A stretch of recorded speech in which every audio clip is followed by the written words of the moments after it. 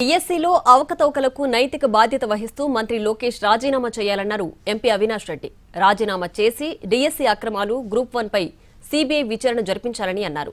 క్రీడాకారులకు పరీక్షలు అవసరం లేదనడం దుర్మార్గమన్నారు ఎంపీ. నిన్నటి రోజున విద్యాశాఖ మంత్రి లోకేష్ గారు సాక్షాత్తు శాసనమండలి సాక్షిగా డిఎస్సీ పైన చర్చ సందర్భంగా ఆయన తప్పు ఒప్పుకున్నారు. చాలా స్పష్టంగా పరీక్ష లేకుండానే డిఎస్సి పరీక్ష రాయకుండానే స్పోర్ట్స్ కోటా కింద ఉద్యోగాలు ఇచ్చాము అని చెప్పి ఒప్పుకున్నాడు.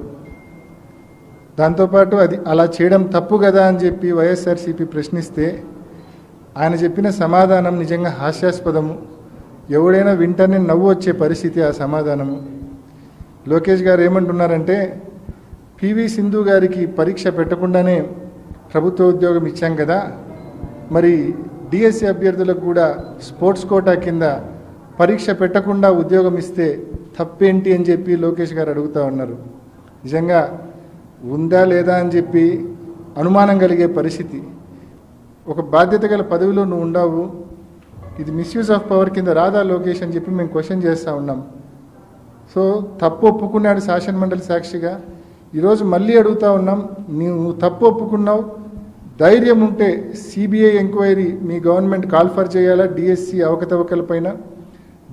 సిబిఐ ఎంక్వైరీ కాల్ఫర్ చేయడమే కాకుండా ఆ ఎంక్వైరీ పూర్తయ్యే వరకు నీ సచ్చీలత పూర్తయ్యే వరకు నీ సచ్చీలత రుజువు చేసుకునే వరకు, నీ నిర్దోషిత్వాన్ని రుజువు చేసుకునే వరకు మంత్రి